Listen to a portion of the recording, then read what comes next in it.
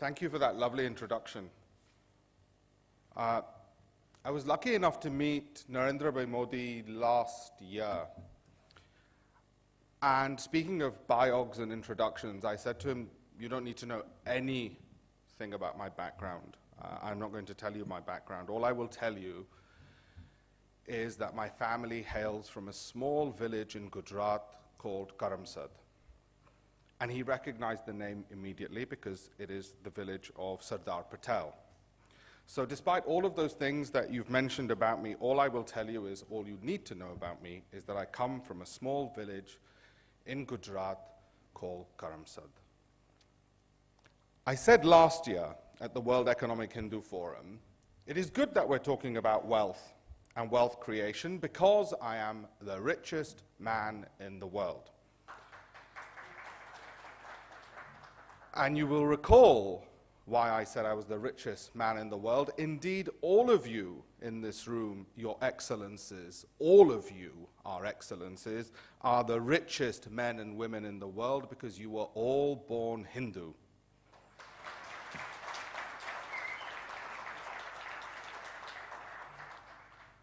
It is estimated that since the start of time, there have been about 80 billion people that have lived and died on this small planet. 80 billion humans since the start of time. More of those individuals have been the followers of our faith than of any other faith. More have been Hindu, who have lived and died and walked this earth, than have been Christian, because it is too young a faith is Christianity, than have been Muslim, because it is even younger than Christianity, than have been any other faith. Of course, the irony is, we Hindus rightly believe that every single one of those 80 billion were Hindus, whether they knew it or not. Now, what I want to talk to you about is wealth creation, and specifically wealth creation out of Europe. And there's a presentation which is going to go up on screen, and I'll use this to move the slides forward. The sad fact of the matter is that whilst out of that 80 billion, the vast majority have been Hindus, we are everywhere under attack.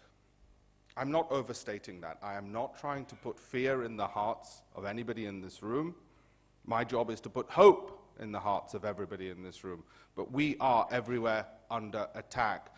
The images you've seen earlier with the graphs all point in one trajectory, and our job is to turn that trajectory around. We will not be extinct as a religious group, but we are under attack. We live every single day as Hindu business people on the battlefield of Kurukshetra. Every single one of us is on that chariot as Arjun. And you can ask any business person, that is exactly how it feels every single day. We are economic warriors. And that battle, the battle depicted in the Bhagavad Gita, is not something of mere mythology or history. It is lived out every single day by every person in business in this room. And we want to win that battle, and we will win that battle for our ancestors, those 80 billion. My job is to tell you a few ways in which that battle is being won by Hindu business people in Europe and how we can all benefit. Before I start that presentation, I'll tell you one more reason why this is of such importance, not simply so that we avert extinction, because that is the danger we face, but because it is left to us, very few of us, to build that Hindu nation. That Hindu nation which is under threat, to prove our bloodline that we are the sons of Ram, the daughters of Sita, indeed the children of Lakshmi. It is down simply to us, and it is that critical, that important. That's why I congratulate Swamiji and everybody else for having the vision to put this together. Let me run you through the slides. It's 3 simple things that can be done to win those contracts, to create wealth for Hindu businesses. Now, I'm going to cover all 3. The first one is winning contracts through creating intellectual property and why that actually works for wealth creation, particularly in Europe. So let me start off with that very first one. Europe is still the world's largest trading zone. This is what the world would look like if each country was the size of its gross domestic product. Europe is larger than the United States as a free trading zone, and it's larger than Bharat and China combined. It remains still not to be ignored. So how do we tap into all that wealth? Well, one thing is clear, that the wealth of nations is directly connected to the inventiveness of its people. And it's been the case throughout history. The inventiveness of its people is protected in the modern era by patents and research and development. Whatever your businesses are doing, if they are not creating intellectual property, they will not be creating wealth which lasts. They will create transitory wealth, which will come and go, but they will not create wealth that lasts. The first and foremost thing, therefore,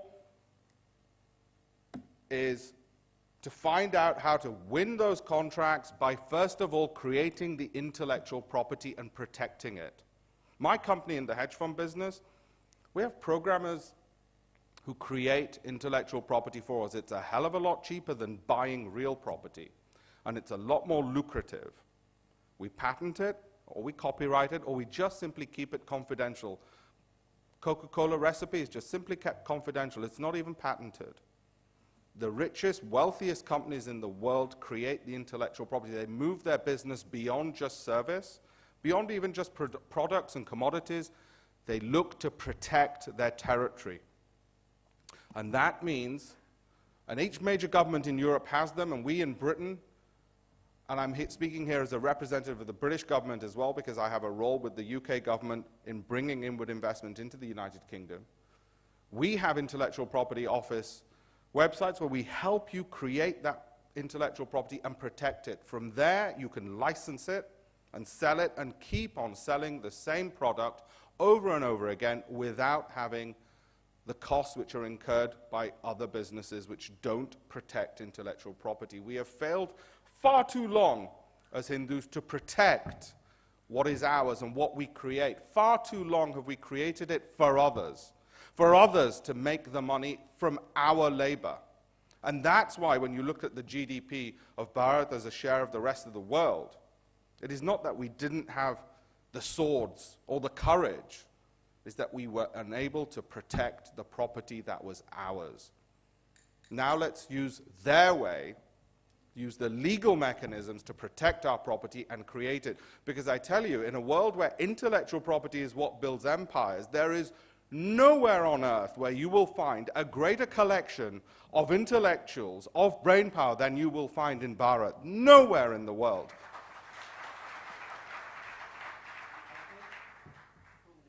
2 minutes to go through the next 2 slides, which is actually ample time. So that's the first one. The second thing is through government contracts. The reason I want to point to you government contracts is what you can't quite see on that image is where the United Kingdom government spends its money. The entire public spending of the United Kingdom government alone is the same as the entire GDP of Bharat. Just what the public sector in a tiny little island off the northwest coast of Europe, which is mainly wet and cold and has only 1% of the world's population, spends the same, some would say wastes and throws away the same in public spending as the entire GDP of Bharat. So win those contracts because they are invaluable and they are huge. And as I say, speaking on behalf of the British government, I can tell you now we want the world to bid for them so that in Britain we get the best quality and the best value, and that means the people in this room bidding for them. The websites, the URLs, these presentations will be handed out, they're on there. But that's the biggest, easiest, simplest way to increase wealth is government procurement contracts. And the thing that the West are so good at is being so transparent and putting these out there, and they are open to everybody in this room. Third and final thing I want to talk to you about is winning contracts through European headquarters. You cannot start any empire, and especially a financial empire, unless you have a base in that region. And one base in that region I would recommend to you, as I say, I speak on behalf of the UK government, we welcome you with open arms to set up a base from which to sell into the UK and into Europe, the world's largest trading zone. And if you want to know how then do you go about it, and what kind of support do you get, everything from setting up the company, bank accounts, lawyers, accountants, all of that, the governments are begging for talented entrepreneurs because the battle is for your talents. And the countries of the world are competing for you to set up in those countries because we cannot replicate that DNA that you have as entrepreneurs, as economic warriors. And we, as a government, as a British government, are begging, ironically, for people from Bharat to set up in India. Those three ways, and the URLs are all there going to be presented, will allow us, and in closing I say this, to bend the arc of history once again as Hindus and build that Hindu nation. Thank you.